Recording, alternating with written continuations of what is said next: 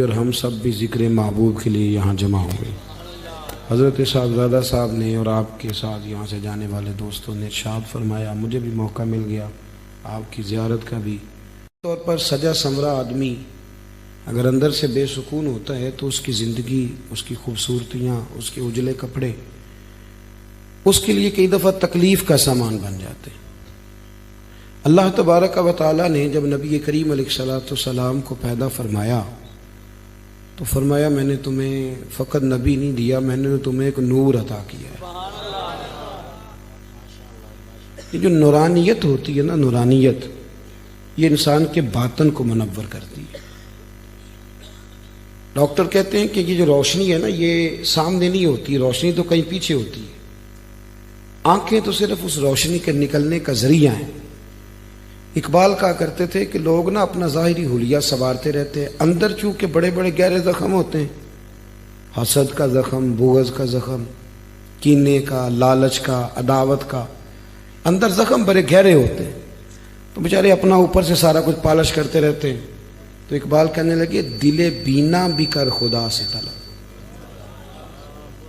دیکھنے والا دل بھی اللہ سے مانگ، دل بینا بھی کر خدا سے طلب، اس لیے کہ آنکھ کا نور دل کا نور نہیں، آنکھ کا نور دل کا نور نہیں۔ اللہ کریم نے فرمایا قد جاکم من اللہ نور، تحقیق میں نے اپنے محبوب کی شکل میں تمہارے پاس اللہ کی طرف سے نور آیا ہے۔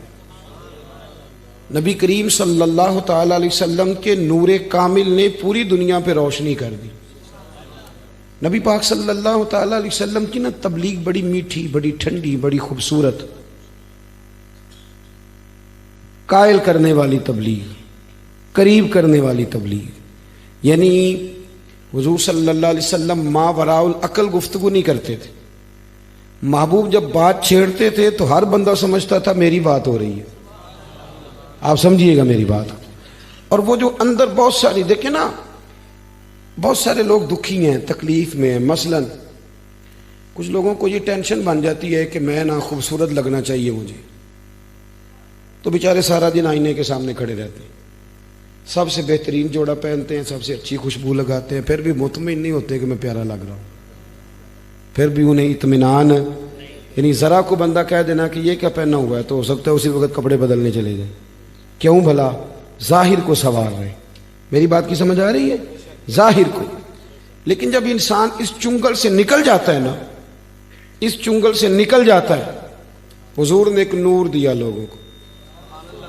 عرب کے سردار بڑے بڑے قیمتی جبے کبے پہنتے تھے، پر ایک وقت وہ بھی آیا کہ لوگوں نے پابند لگے کپڑے پہن کر ممبروں پہ بیٹھ کے حکومت کی، وہ حکومت کرتے رہے اور لوگ ان کی حکومتوں میں سکون کرتے رہے۔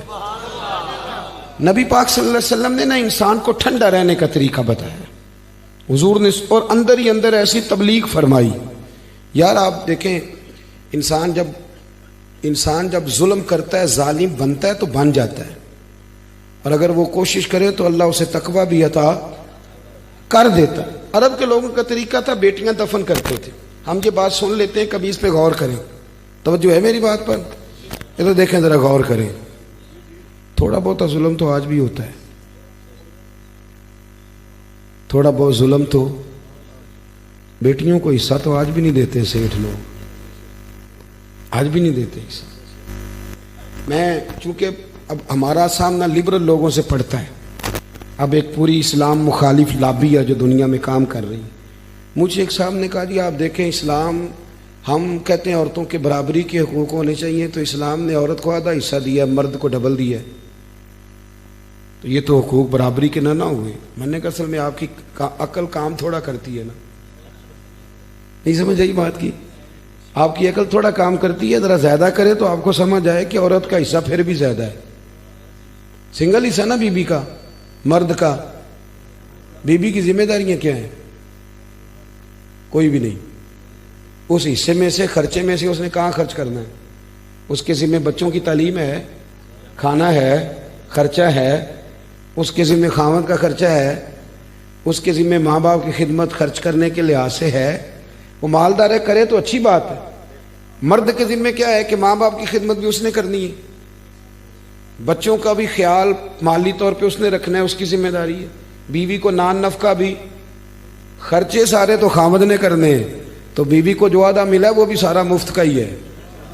اس لیے کہ اس نے کہیں خرچ، اس کی کوئی ذمہ داری دین نے مقرر ہے. عورت کو حصہ آدھا دیا ہے پر اس کی کوئی ذمہ داری نہیں لگائی. مرد کو حصہ ڈبل دیا ہے، ذمہ داریاں 11 گنا لگا دی. کرنا کرانا تو آپ سمجھتے نہیں. میں نے یہ جواب دیا تو چپ کر گئے. کہنے لگے میں تو کدی سوچیا ہی نہیں. میں کہا میرے کو لائیں تینوں اور بھی کئی کوئی سوچنا پائے گا. میرے پاس آنا، ہم اللہ کے فضل سے مصطفیٰ کریم کا ٹکر کھاتے ہیں.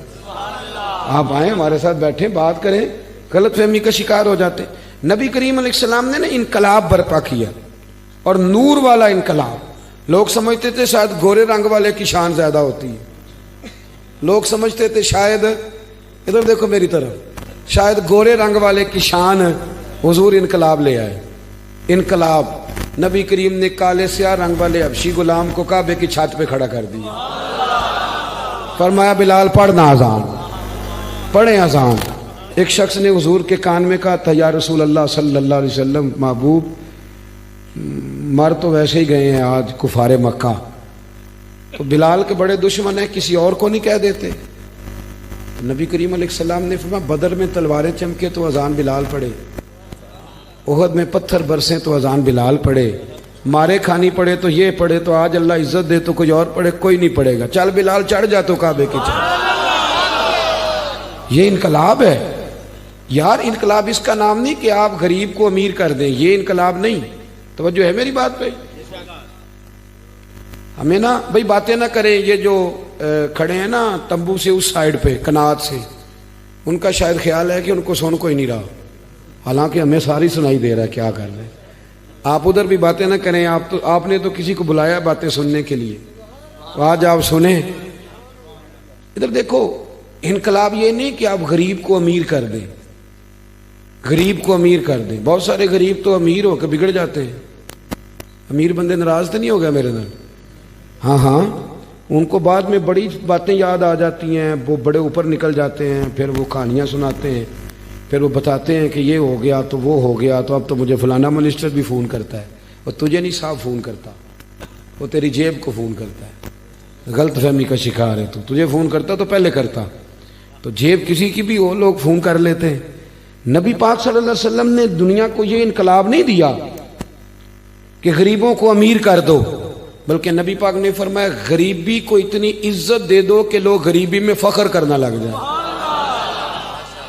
انقلاب اور چیز کا نام ہے. غریبی کو عزت دے دی میرے نبی پاک نے. توجہ ہے میری بات پر؟ کس چیز کو جی؟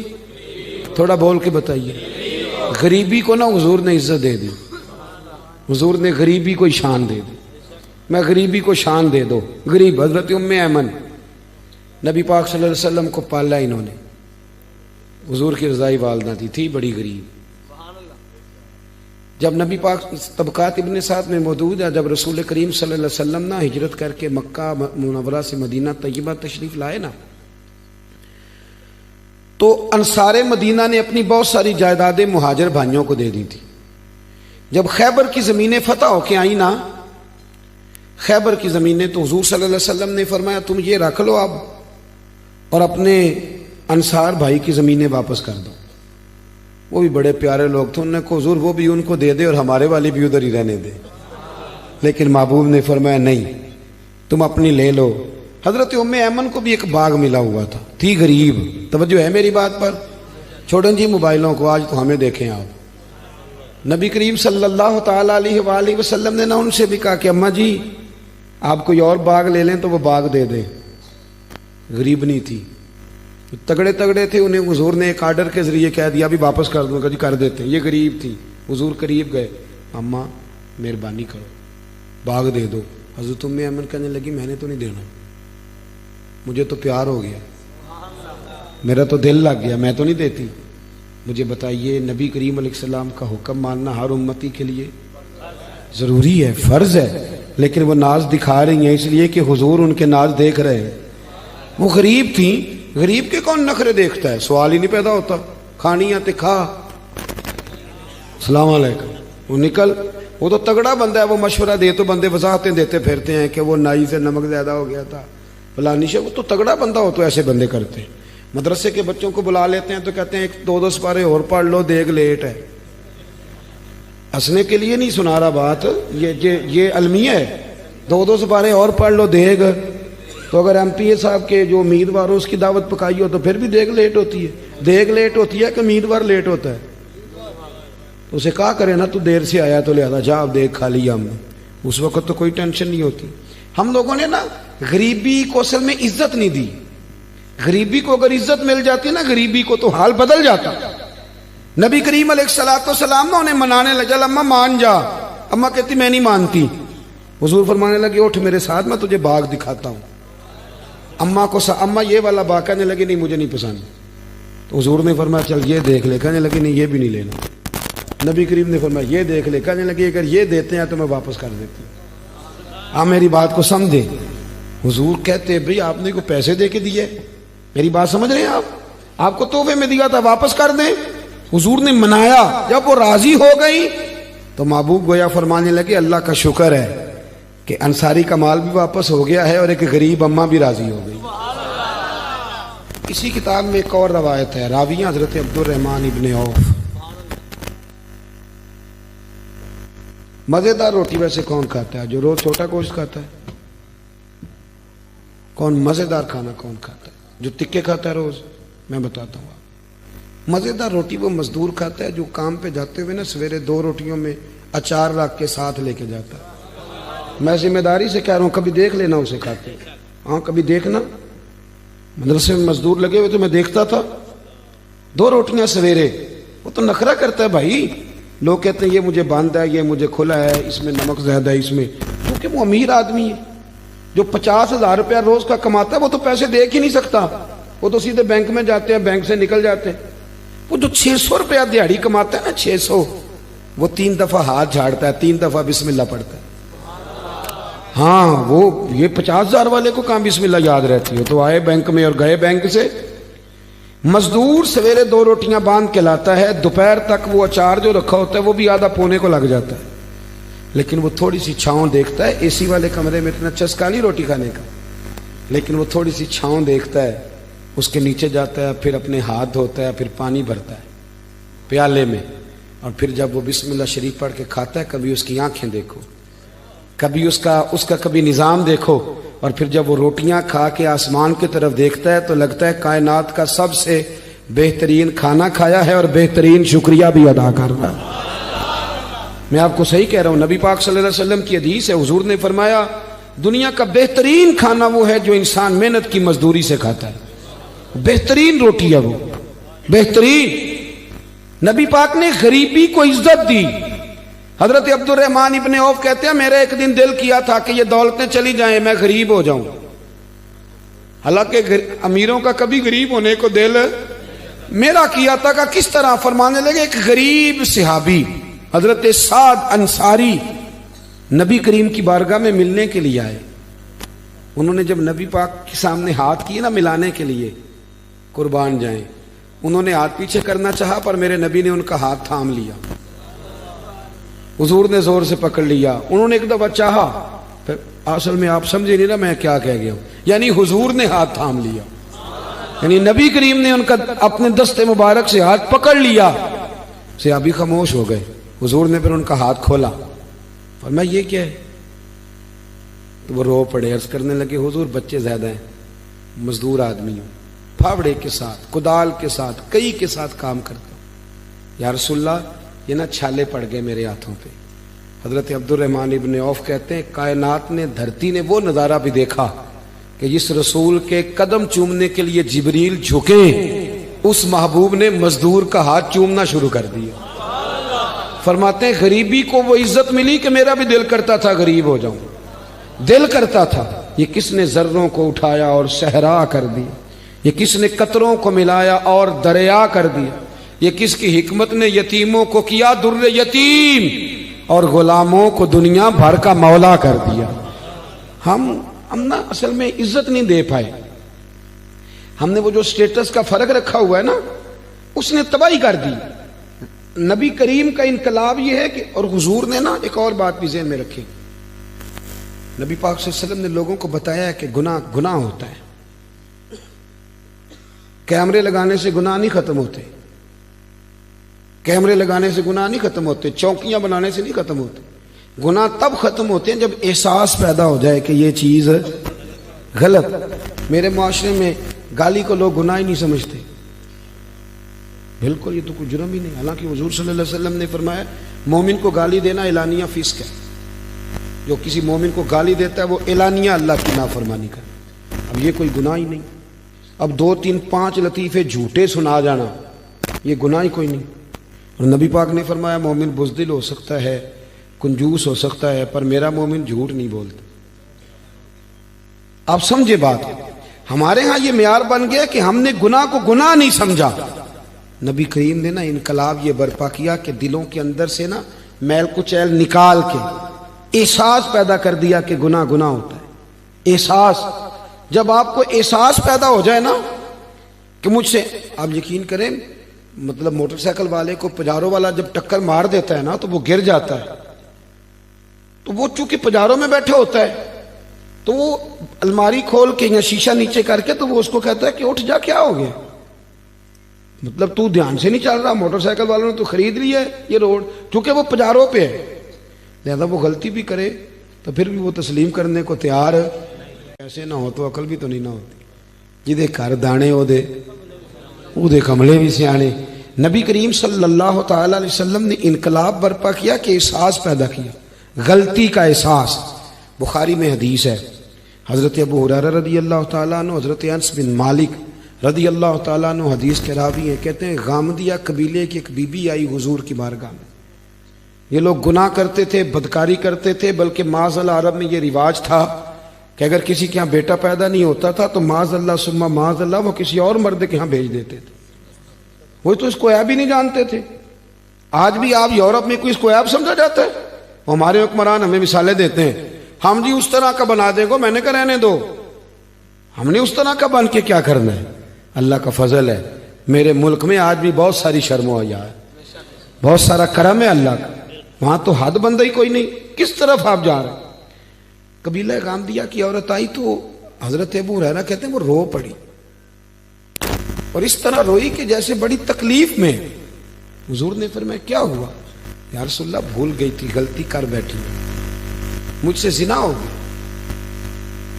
حضور صلی اللہ، اب دیکھیں ذرا، یہاں مجرم کو مار مار کے منواتے، وہ مانتا نہیں کیونکہ وہ پاک ہو کے دنیا سے جانا نہیں نہ چاہتا. حضور صلی اللہ علیہ وسلم نے نہیں منوایا، وہ خود کہہ رہی ہے. تو محبوب فرمانے لگے تو کیسے ثابت کرے گی کہ تو نے زنا کیا ہے؟ یعنی مجرم کو ثابت کرنا پڑ گا. تو عرض کرنے لگی حضور میرے پیٹ میں ناجائز بچہ ہے. حضور نے فرمایا واپس جا، جب بچہ پیدا ہو جائے تو پھر آنا، گویا غلطی تیری ہے، تیرے بچے کی تو نہیں نا. 8-9 ماہ کے بعد دوبارہ آئی تو پھول سا بیٹا گود میں. حالانکہ کہنے لگی کوئی 2 سپاہی نہیں حضور نے بھیجے کہ دھیان رکھنا بھاگ نہ جائے. حضور کی نورانیت کا کمال یہ ہے کہ احساس پیدا کر دیا کہ گناہ ہوتا ہے، غلطی ہوتی، احساس پیدا کیا. وہ آئی، یا رسول اللہ یہ بچہ ہے. نبی پاک صلی اللہ علیہ وسلم نے فرمایا اس کو لے جاؤ واپس اور دودھ پلاؤ، جب روٹی کھانے کے قابل ہو جائے پھر آنا. وہ گئی، 2 سال کے بعد آئی تو بچے کے ہاتھ میں روٹی کا ٹکڑا تھا اور رو پڑی. صاحب کنز الاموال نے لکھا رو پڑی اور عرض کرنے لگی یا رسول اللہ مجھے پاک کر دیں، حضور مجھے ساری رات نیند نہیں آتی، میں رو کے وقت گزارتی ہوں کہ اس حال میں مر گئی تو میں اللہ کی بارگاہ میں کیا منہ لے کے جاؤں، حضور مہربانی فرمائیں. یار یہاں لوگوں کو شعور ہی نہیں ہے. بڑے بڑے جرم لوگ اپنی چادر کے نیچے چھپائے پھرتے ہیں، پر احساس نہیں کہ ہم کسی طریقے سے اللہ رسول سے معافی لے لیں. یہ وہ انقلاب ہے جو میلاد والے رسول نے برپا کر دیا. اللہ اکبر. حضور نے ایک بچہ لے کے ایک صحابی کو دیا، فرمایا اس کی پرورش کرنا، اور پھر حضور نے لوگوں سے کہا کہ اسے پتھر مارو اور مار مار کے سنسار کر دو. حضرت انس بن مالک کہتے ہیں اسے پتھر لگ رہے تھے اور نبی پاک بے چینی کے ساتھ اندر ٹہل رہے. جب اس کا انتقال ہو گیا تو نبی کریم علیہ السلام کو آ کے بتایا گیا حضور انتقال کر گئی. آپ فرماتے ہیں کہ کمال اس کے آگے ہوئی جب نبی کریم نے فرمایا جاؤ اسے غسل دو، کفن پہناؤ، جنازہ تیار ہو جائے تو مجھے خبر کرنا. کہتے ہیں جنازہ تیار ہوا تو محبوب فرمانے لگے صفے بناؤ بھائی میں خود جنازہ پڑھاؤں گا. بعد مرن دے مکھڑا میرا ہو جاوے جے تازہ پھر سمجھ لینا محبوب میرے نے آن پڑھیا جنازہ.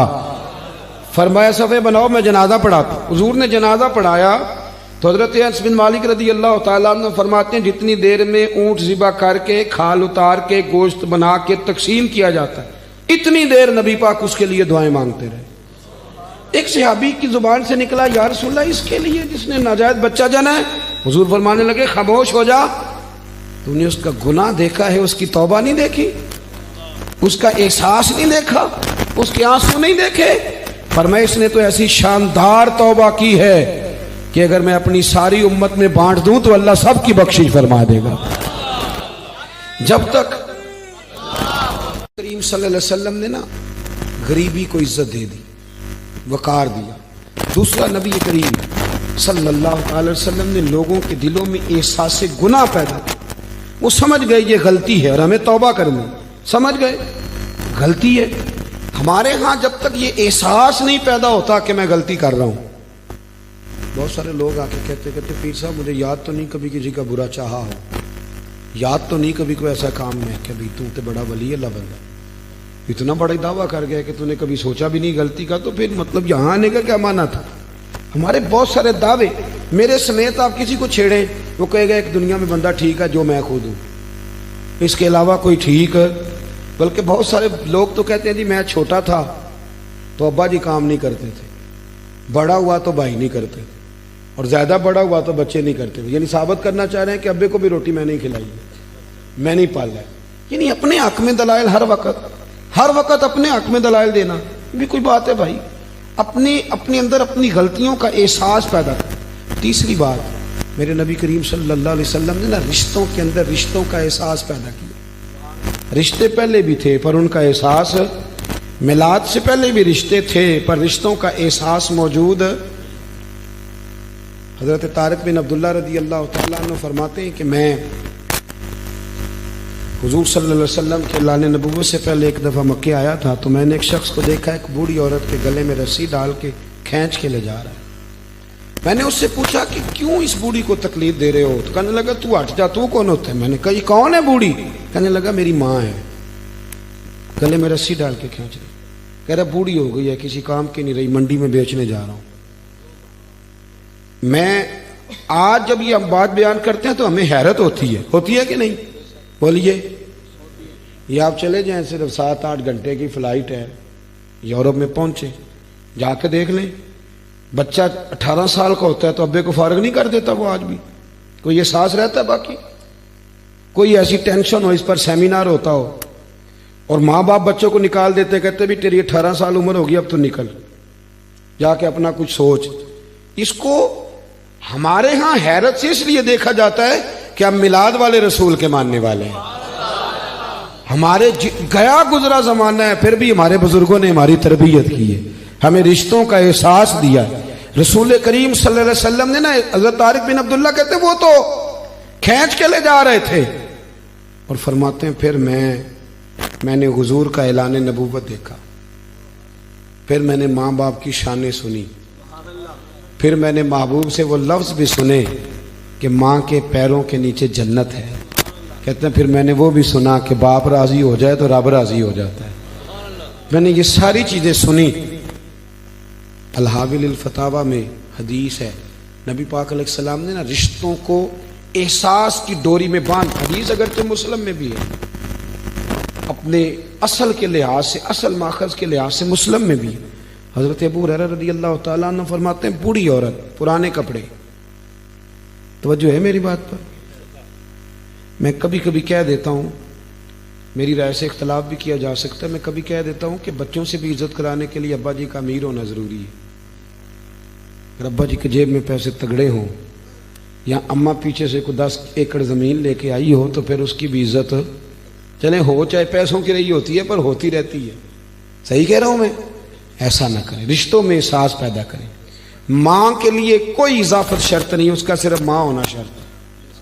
باپ کے لیے مزید کسی اور شرط کی قید کی ضرورت نہیں, فقط باپ ہونا شرط ہے, مسلمان ہونا شرط. بھائیو नबी करीम सल्लल्लाहु अलैहि वसल्लम के सहाबी हजरत अबू हुरैरा फरमाते हैं, सादी बीबी, दुपट्टा भी पुराना, मस्जिद नबी में कदम रखा औरत ने, मेरे रसूल पाक मिंबर पर उठकर खड़े हो गए।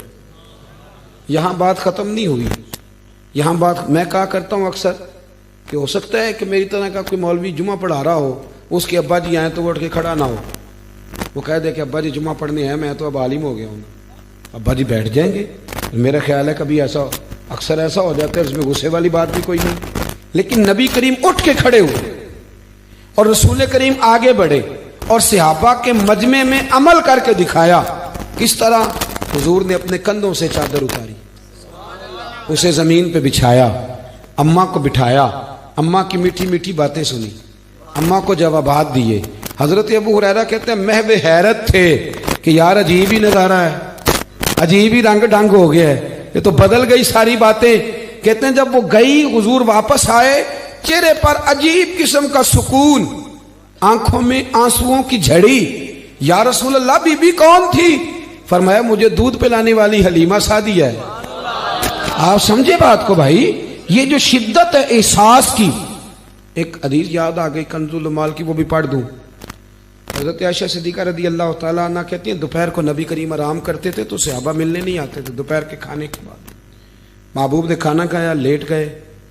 अचानक एक बूढ़ी बोली दरवाजे में, हुजूर का नाम लेके बोली। कहते महबूब फटाफट उठे, हुजूर ने दरवाजा खोला। मेहमान दो किस्म के होते हैं, एक मेहमान आ जाए तो बंदा दुआएं करता है या अल्लाह अब ये चला भी जाए, और एक मेहमान जाने लगे तो बंदा उसको कहता है कि यार इतनी भी जल्दी क्या है, जरा ठहर जाए। फर्क होता है ना जी। कुछ मिसले तावीज़ होते हैं, कुछ लोग वो जब भी मिलते हैं शिफा होती है। तो दिल करता है कि चंद घड़ियां ना और आई या रात विसाल देवाली, रब्बा ए रात मुक्कर ना देवी। फिर बंदा लंबी रात की दुआएं करता है। तो वो खातून की आवाज कानों में पड़ी तो महबूब तेजी से उठे, दरवाजा खोला, इस्तकबाल किया, बिठाया, खजूने खिलाई, सिरका, खाना, दूध, खिदमत की। और वो बीबी बातें करती तो हुजूर गौर से सुनते, जवाबात देते। हजरत आयशा कहती है मेहमान पहले भी आते थे, पर मैंने ये अंदाज निराला देखा। जब वो जाने लगी तो नबी करीम ने तोहफे भी तैयार किए। फरमाया बिलाल इनके साथ जाओ, घर तक पहुंचा के आओ।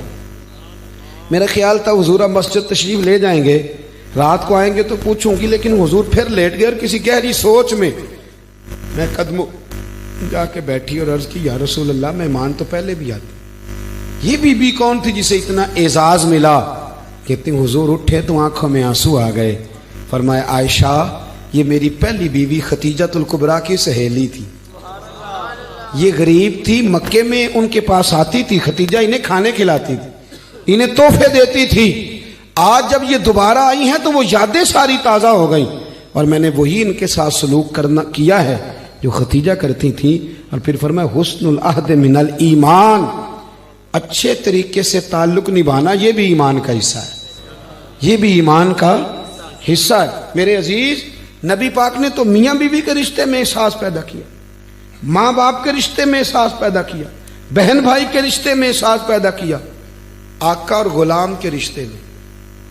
आका और आज भी जो लोग गुलाम हैं कि नहीं, अब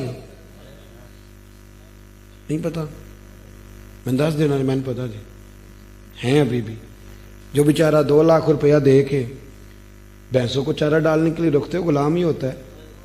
ना उसको तनख्वाह पूरी मिलती है, ना उसकी जान छूटती है। नाराज हो गए हो जो, कोई गल नहीं, सही कह रहा हूं मैं, बिल्कुल ठीक कह रहा हूं। जो बेचारा 1.5 लाख रुपया लेके किसी दुकान पे मुलाजम है ना, एडवांस ले बैठा है बेचारा, तो सख्ती बरती जाती है, उसे गवर्नमेंट की मुकर्रर करदा तनख्वाह भी नहीं दी जाती। गुलामी के अंदाज बदलें, लेकिन आज भी जो हमारा स्टाइल है, सबकी बात नहीं करता, अच्छे अच्छे लोग भी हैं, वो स्टाइल जारहाना है, उसमें बड़ा खतरा है, बहुत सारी आजमाइशें। आप जाएं जरा, ये जो मजदूरियां करने के लिए लोग आए हुए हैं मुख्तलिफ जगहों पे, थोड़े से बैकवर्ड इलाकों से, तो आप जाके महसूस कर लें, पूरा पूरा खानदान मजदूरी कर रहा है। फिर उनकी तनख्वाहें देखें, फिर आप देखें वो रहते कहाँ पे हैं, फिर ये देखें वो खाते कैसा है। ये अभी लोग जल गए ना वहाँ, तो हमारे यहाँ वो चंद एक बर्न सेंटर है, वो भी अस्पतालों के अंदर थोड़े थोड़े बने हुए हैं, یہ بالکل بنیادی چیزیں ہوتی ہیں صحت کی سہولیات، بالکل بنیادی، قانون، صحت، انصاف، بنیادی چیزیں. لیکن ہم وہ مہذب قوم ہیں جن کے پاس باقی سارے کاموں کے لیے پیسے ہیں، جو مرضی کرا لو. یہ سویرے الیکشن آئے گا تو ساری سیاسی جماعتوں کے پاس پیسے نکل آئیں گے، یہ جلسے بھی کریں گے، پوسٹر بھی چھاپیں گے. کریں گے کہ نہیں کریں گے؟ ہاں نہ تے کرو نا. آخو اسی بھی کئی دے پوسٹر کولوں بنوانے نے، کہو ہم نے بھی دفتر کھول کے بیٹھنا ہے دروازوں پہ، لیکن اسپتال بنانے کے لیے ہمارے پاس فنڈ کوئی نہیں. صاف پانی کے فلٹر لگانے کے لیے پیسے چلو کسی کے خلاف نکلنا ہو تو کروڑوں اربوں بھی ہیں، وہ معاملہ الگ ہے، پھر پتہ نہیں کہاں سے آ جاتے ہیں، یہ اللہ بہتر جانتا ہے. خدا را اصل کی طرف سفر کرو، اصل کی طرف آؤ. غلامی آج بھی کسی نہ کسی رنگ میں ہے، پر نبی پاک نے غلامی کو عزت اتنی زیادہ دے دی کہ لوگوں کو غلامی پر رشک آنے لگا، غلامی کو لوگ پسند کرنے لگے. حضرت زید بن حارثہ رضی اللہ تعالیٰ عنہ کو نا کسی نے اغوا کر لیا تھا ان کے گاؤں سے اور مکے لا کے بیچ دیا تھا. بکتے بکاتے سیدہ خدیجہ کے پاس پہنچ گئے. وہ جب محبوب کریم علیہ السلام کے نکاح میں آئیں تو حضور کے پاس آ گئے. مکے سے ان کے گاؤں سے کچھ لوگ آئے تو حضرت زید بن حارثہ کو پہچان گئے. جا کے گھر بتایا کہ تمہارا بیٹا فلاں جگہ پہ ہے. ان کا والد اور چچا پیسے لے کے آئے مکہ مکرمہ. توجہ ہے میری بات پہ؟ اور حضور کی بارگاہ میں پیش کر کے کہا یا رسول اللہ یہ رکھ لیں اور زید ہمیں لوٹا دیں. محبوب مسکرائے. حضور فرمانے لگے میں اسے بلاتا ہوں، اگر وہ تمہارے ساتھ جانا چاہے گا تو پیسوں کی ضرورت کوئی نہیں. تو چچا کہنے لگا یہ بھی ہو سکتا ہے کہ وہ جانا نہ چاہے، یہاں نوکری کرنی پڑتی ہے، کام کرنا پڑتا ہے، جھاڑو دینا پڑتا ہے. وہ ایسا بھی ہوگا کہ وہ جائے نہ، وہ جائے گا، اس کی بہنیں انتظار کر رہی ہیں. حضور نے فرمایا میں بلاتا ہوں نا. ابھی انہیں پتہ نہیں تھا نا اس رنگ کا، ابھی نہیں نا پتا تھا انہیں، ابھی وہ جانتے نہیں. اس نے کہا تھا عشق ایک ڈھونگ ہے، تو میں نے کہا تجھے عشق ہو خدا کرے، پھر کوئی تجھے اس سے جدا کرے، پھر تو اسے تسبیحوں پہ پڑھا کرے، پھر تو گلی گلی پھرا کرے، تو اسی کا نام جپا کرے، پھر میں کہوں کہ عشق ایک ڈھونگ ہے اور تو نہیں کہا کرے. پتہ نہیں نہ ہوتا لوگوں کو، دور بیٹھ کے وہ فلانا جی پیر صاحب کے ہاتھ چوم رہا ہے. میں کہ تینوں کی پتہ ہے کی بلا ہوندی، تو دور بیٹھ کے تنقید کر، تو موج کر. وہ فلانا جی سارا دن حضرت صاحب کے پاس ہی رہتا ہے. اور میں نے کہا تو اس رستے کا مسافر ہی نہیں. وہ جی دیکھو جی میلاد کرا رہا ہے، جھنڈیاں لگا رہا ہے. اور میں نے کہا تجھے کیا پتا، تو جانتا ہی نہیں. ہمارا تو بس نہیں چلتا، جتنی عزتیں ہمیں میلاد والے رسول نے دی ہیں ہمارا تو بس نہیں چلتا، ورنہ تارے توڑ کے مسجدوں پہ لگا دیں. ہمارا تو بس نہیں چلتا صاحب، ہماری تو جو پوزیشن ہے اس کے مطابق چلیں گے. سمیٹنے کی طرف آ رہا ہوں، میری بات پہ توجہ کرنا. حضرت زید بن حارثہ کے والد اور چچا وہ ایک دوسرے کی طرف دیکھ کے نا تو حیرت انگیز انداز میں، ابھی پھل چکھا نہیں تھا نا. مقدر سکندر کا دیکھو پیاسے چلے جا رہے ہیں کنارے کنارے. ابھی پتہ نہیں نا یہ ذائقے کا، یہ ایک ذوق ہے، ابھی پتہ نہیں. تو حضور صلی اللہ علیہ وسلم نے جب ان کا یہ منظر دیکھا تو محبوب فرمانے لگے بلاؤ بھائی زید بن حارثہ کو. وہ آ گئے. غلام تھے، ڈیوٹی کرنی پڑتی تھی، حضرت خدیجہ کی چکی بھی پیستے تھے، سارے کام کرتے تھے. نبی پاک صلی اللہ علیہ وسلم نے فرمایا زید یہ تمہارے والد اور چچا تمہیں ملنے آئے. حضرت زید دوڑ کے گئے، گلے ملے، کھول کے روئے. کہا تیری بہنیں انتظار کر رہی ہیں، تیری ماں انتظار کر رہی. بڑا کھول کے روئے. جب تھوڑی تسلی ہوئی نا، ٹھنڈی ہوئی بات، تو محبوب کریم علیہ السلام نے فرمایا زید یہ تمہیں لینے آئے ہیں، تم جانا چاہو تو میری طرف سے اجازت ہے. حضرت زید نے یہ لفظ سنے تو اٹھ کے دوڑے اور آ کے حضور کے قدموں میں بیٹھے. کہنے لگے سونیا مائیں بڑا پیار کرتی ہیں، بہنیں بڑا پیار کرتی ہیں، پر جب ایک دفعہ آپ مسکرا کے دیکھتے ہیں نا، یا رسول اللہ میں نے کوئی نہیں جانا، حضور میں جاؤں گا، ملوں گا، آ جاؤں گا، لیکن حضور یہ غلامی میں چھوڑ سکتا؟ نہ نہ نہ نہ، یہ والی غلامی سوال ہی نہیں پیدا ہوتا. یا رسول اللہ میں نہیں چھوڑتا. باپ کہنے لگا بیٹے تو شہزادہ ہے، ہمارے گھر میں پیسے ہیں، تو کیوں نہیں آنا چاہتا؟ تو حضرت زید رو پڑے. کہنے لگے ابا تو 4 دن رہ کے تو دیکھ، تو تھوڑے دن رہ تو صحیح نا. میں صوفیاء کو پڑھتا رہتا ہوں، پیر چندن شاہ صاحب عالم ہاروی رحمۃ اللہ علیہ کے حالات دیکھ رہا تھا، جو بڑے حضرت صاحب تھے. تو کوئی لڑکا تھا کشمیر کا رہنے والا، وہ یہاں سے حضرت کی زیارت کے لیے آیا، تو یہاں کچھ دن رہا تو چلا گیا. تو شاہ جی وہ چلا گیا تو کہنے لگے منڈا بابا سی جے رہ پیندا تے اللہ اللہ سکھاندے انہوں. کچھ لوگ ہوتے ہیں نا جی، تو بندے کی نظر آ جاتی ہے ان پہ، تو اس کو بھی کوئی کشش آئی تو واپس آ گیا، حضرت کے پاس رہنے لگ گیا. ان کے والد صاحب کشمیر سے لینے آئے تو کہنے لگے پنجابی میں، پتر واپس چل، میں بڑے پیر ویکھے نہیں، انہاں کول کچھ نہیں، واپس چل. پتر بڑا سیانا سے اسا کہ جی تساں بڑے پیر ویکھے نے، تانوں نہیں نا کسے دیکھا. اللہ کرے کہ تمہیں بھی دیکھ لیتا، اللہ کرے تم نے بڑے دیکھے پر تمہیں نہیں نا کسی نے دیکھا، مجھے تو اس نے دیکھ لیا ہے. حضرت سید بن عارضہ کہنے لگے ابا تجھے پتہ نہیں، تھوڑے دن رہ پتہ چلے کہ یہ محبوب نوازتے کتنے، یہ دیتے کتنا ہے. ان کے بیٹے تھے حضرت اسامہ بن زید. حضرت اسامہ بن زید کہتے ہیں کہ مجھے حضور اس ران پہ بٹھاتے تھے، امام حسین کو یہاں بٹھاتے، اور پھر حضور ہم دونوں کو نا یوں سینے سے لگا کے کہتے تھے اے اللہ میں ان دونوں سے محبت کرتا ہوں، تو بھی ان سے محبت فرما. 1,44,000 صحابہ حضور کے ساتھ حج کرنے گئے. جب عرفات سے واپس نکلنا تھا نا مزدلفہ کی جانب، 1,44,000 کے مجمع کو حضور نے فرمایا ٹھہر جو بھی ابھی نہیں جانا. حضور کیا ہوا؟ فرمایا وہ میرا اسامہ پیچھے رہ گیا. چودھری کا پتر نہیں، سیٹھ کا نہیں، نواب کا نہیں، زید بن عارضہ غلام کا بیٹا اسامہ بن زید پیچھے رہ گئے. جب وہ آئے تو پھر قافلہ چلا. حضور نے نا غلام کو اتنی عزت دی کہ لوگ غلامیوں پہ رشک کرنے لگے، لوگ ناز کرنے لگے، لوگوں کو مزہ آنے لگا. میرے نبی کریم علیہ السلام کا جو انقلاب ہے وہ انفرادی ہے، وہ اس طرح کا انقلاب نہیں کہ جس انقلاب میں آپ یہ کہیں، کیونکہ میں آپ دیکھ رہے ہیں میرا گلا بھی کچھ دنوں سے نا جی، میں یہ سمجھا کرتا ہوں، اکثر میں کہتا ہوں کہ چلو تھوڑی تکلیفیں ہمیں ہوتی ہیں، ہمیں زیادہ نہیں باتیں کرنی چاہیے. لوگ تو بڑی محنتیں کرتے ہیں، تھوڑا سا متاثر ہے کسی وجہ سے ہو گیا، انشاءاللہ تعالی ٹھیک ہو جائے گا ربیع الاول شریف کی برکت سے. میں نے جو باتیں آپ کی خدمت میں کی میں پھر دہراتا ہوں. میرے رسول کریم صلی اللہ علیہ وسلم نے سب سے پہلے تو یہ کام کیا کہ غریبوں کو عزت دی. کس کو؟ ایک دفعہ سے سارے کس کو جی؟ آپ بھی دے سکتے ہیں.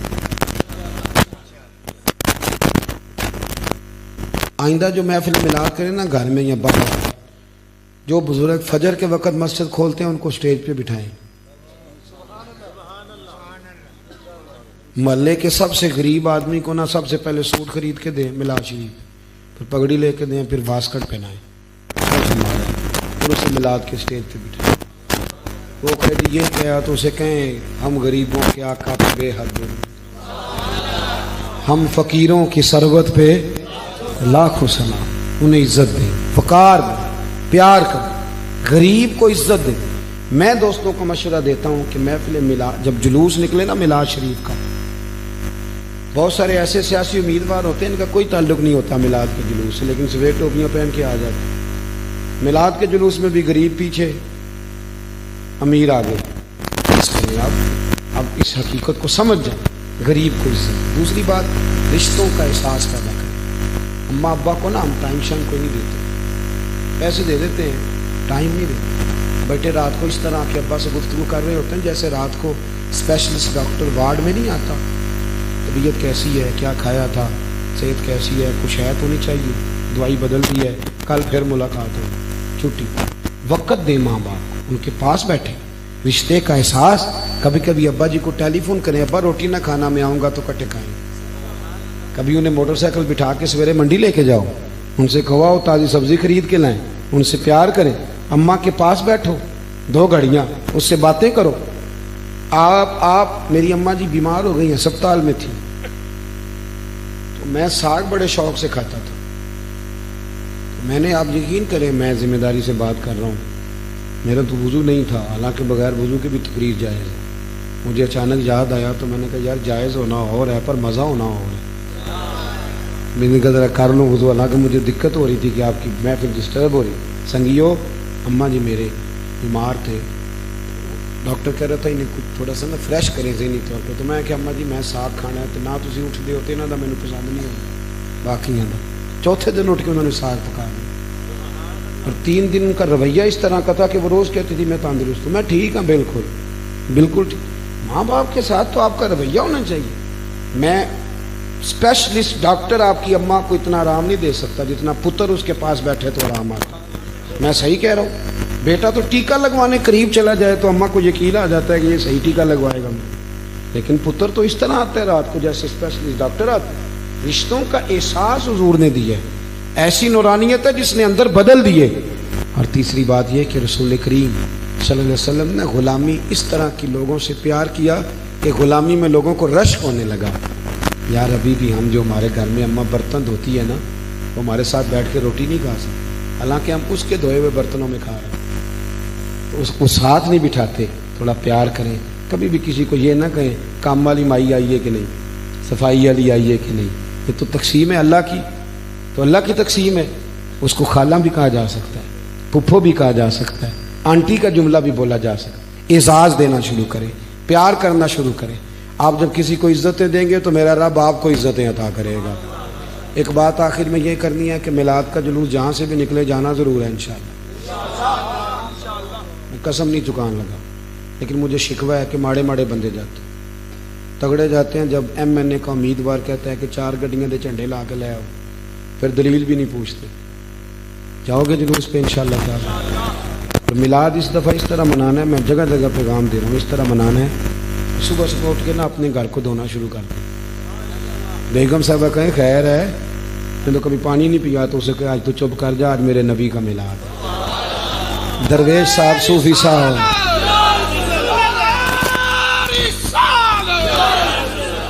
بہت بڑا دشمن سامنے آئے اور بڑی غلط بات کر جائے تو اسے کہ تجھے آج کچھ بھی نہیں کہا، آج میرے نبی پاک کا میلاد ہے۔ اور بہت بڑے علامہ صاحب، پیر صاحب، درویش صاحب وہ سویرے جھاڑو لے لیں اور مسجد کی گلی صاف کرنے لگے۔ شاگرد کے استاد جی مجھے دے دو، حضرت جی مجھے دے دو، کہ چپ کر، ہم سے تو سلام کسی نے نہیں لینی تھی، یہ سارا میلاد کا ہی صدقہ ہے، آج جھاڑو میں نہیں دینا۔ اس طرح نہ 2 جوڑے لے لیں، چاہے 400 والے لے لیں، ایک مٹھائی کا ڈبہ لے لیں اور بہن کو عید دینے پہنچ جائیں 11 بجے۔ وہ دور سے دیکھ کے رو پڑے گی، او ہو میرا ویر آ گیا، بسم اللہ، تو کیسے آیا ہے؟ اسے کہو بہن کل عید ہے، اور عید میلاد النبی والی عید ہے، اس محبوب کی یہ نام کی عید ہے جنہوں نے ہمیں بتایا ہے کہ بیٹیوں اور بہنوں کی شان کیا ہے۔ پھر آپ کو بتانے کی ضرورت نہیں، قامت اللہ کا جوڑا لے کے دے تو بی بی تعریف نہیں کرتی، لیکن بھائی اگر 600 والے 2 دے جائے گا تو وہ ٹیبل پہ رکھے گی اور لوگوں کو بتائے گی کہ میلاد کس کو کہتے ہیں۔ جو بی بی آئے گی اسے کہے گی میرا بھائی نبی پاک سے بڑا پیار کرتا ہے، وہ تو عید میلاد النبی پہ بھی عید دے جایا کرتا ہے۔ تھوڑا سا نا جذبات کے ساتھ میلاد منائیں، یہ رسمن نہ کریں کہ ٹھیک ہے محفل ہو گئی تو چلے گئے۔ ذوق اور سارا میلاد درود و سلام پڑھ کے گزاریں۔ ایک ایک تسبیح لے لیں، تسبیح ہاتھ میں ہو تو چلتی بھی رہتی ہے، تو صحیح کہہ رہا ہوں۔ درود شریف پڑھیں اور محبوب کے غلاموں سے پیار کریں، محبت کے ساتھ یہ دن گزاریں۔ دعا کرتا ہوں جو کہہ سکا میرا اللہ قبول فرما لے، کیا ہم بھول گئے اللہ ہم سے درگزر فرمائے۔ آخر دعوانا ان الحمدللہ۔ آپ لوگ ملنا چاہتے ہیں، یہ دقت ہوتی ہے جب